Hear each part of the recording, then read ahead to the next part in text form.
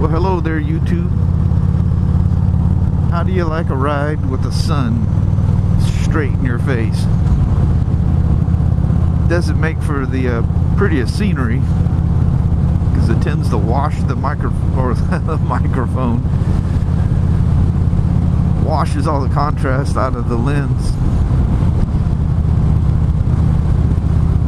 which I'm sure you all are very well aware of that. So, looking at the weather, it looks like starting Thursday of this week, not that the weather people can accurately predict the weather around here, it's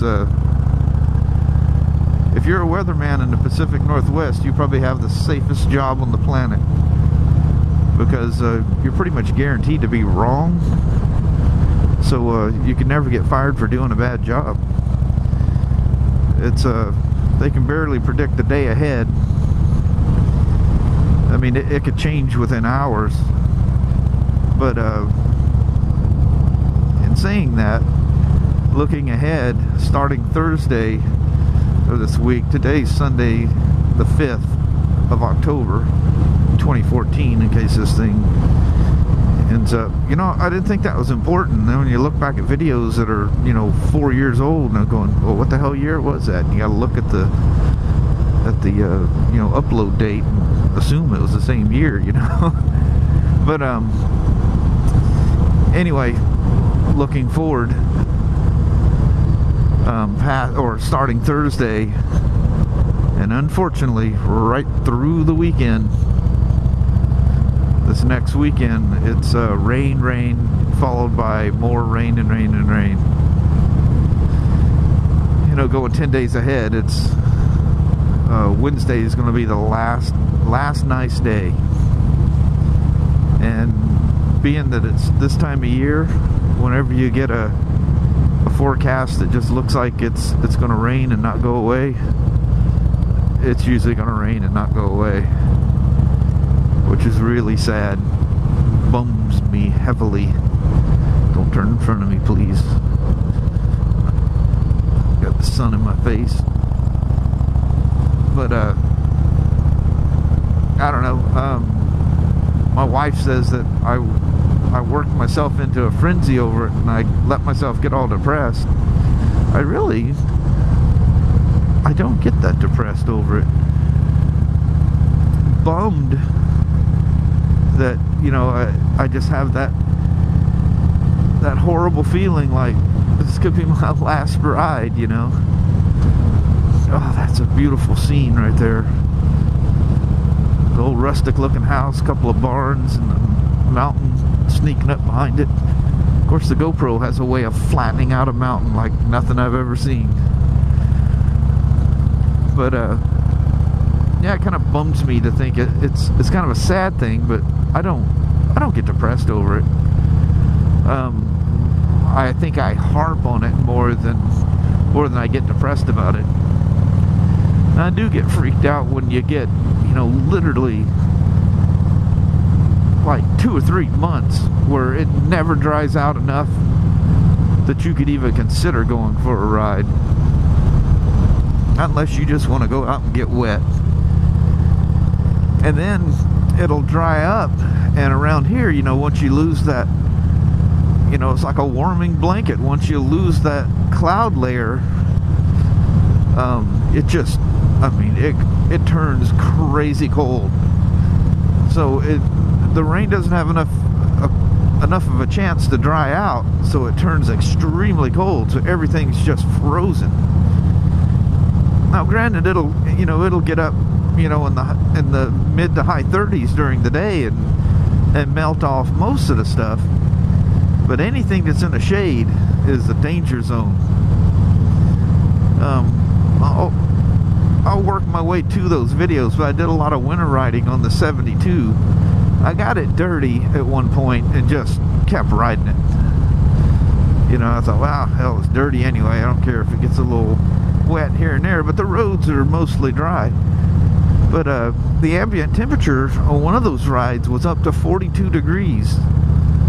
And I don't think I slipped in ice as much ever on a ride as what I did on that. Every shaded area I hit was frozen. It was crazy.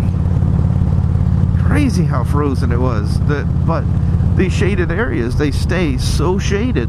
You know, like this would be a perfect example. It stays so shaded that the ground never reaches a thawing point. It's crazy dangerous. You know, I harp on cruiser style bikes, you know, with mini apes and forward pegs and all that stuff, and the first time I really took that 72 on a real ride where, you know, I'm riding with a group of guys and, you know, they're pushing it, you know, pretty good for cruisers. I mean, nothing sport bike type thing, but for cruisers, you know, faster than I felt comfortable riding a cruiser. And that thing made me a little nervous, I gotta say. But the more I went, the more I realized this thing isn't missing a beat. It never does anything weird.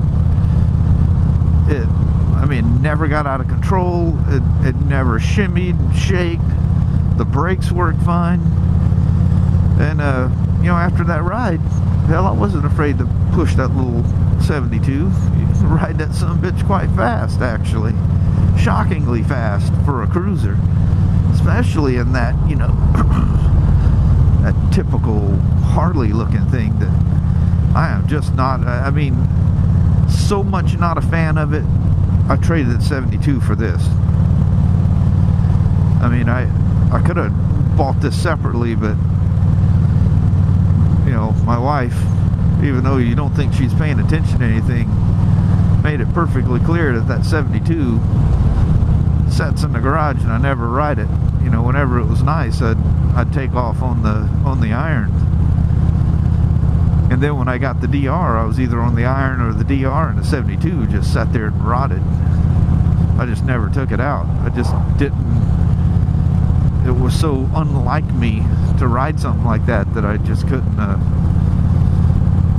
mean, I didn't hate it.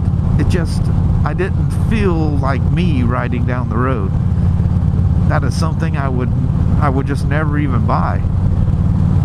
In fact, when it first came in, I thought, what in the holy hell?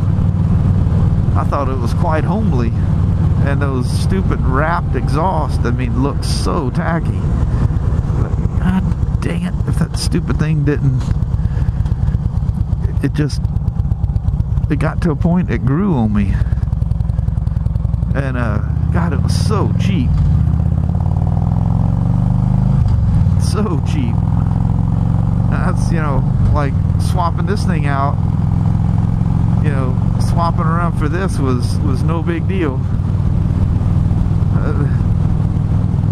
The bank was like, okay. Sure. I like being the right side up in motorcycles.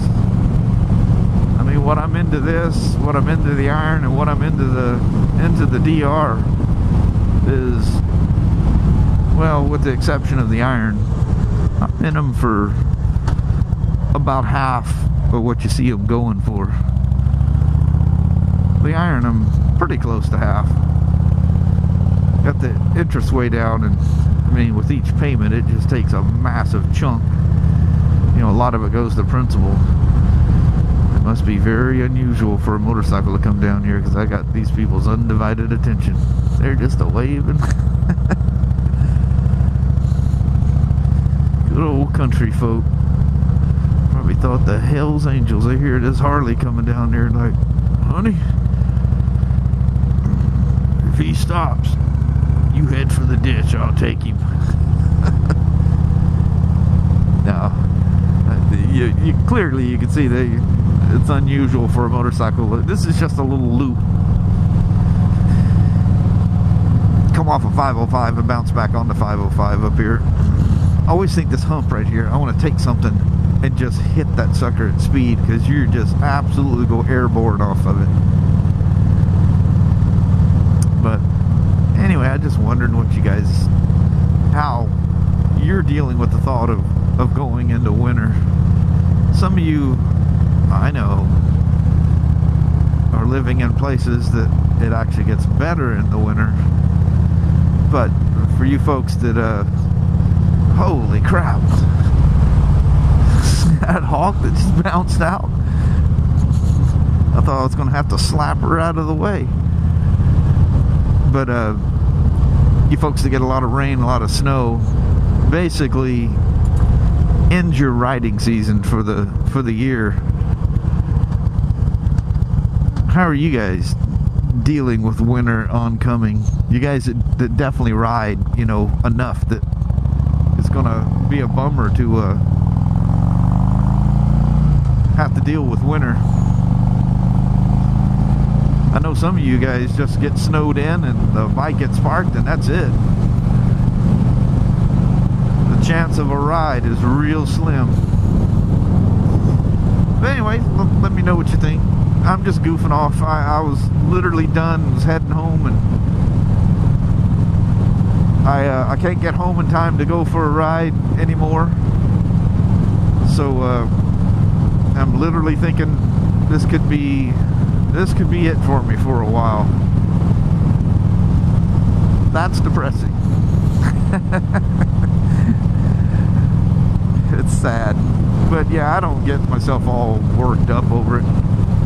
I've lived in the Northwest long enough now. I know it's going to do it.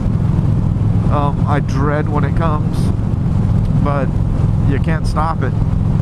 The only way you can stop it is move. But you know, I grew up in areas that had 4 distinct seasons.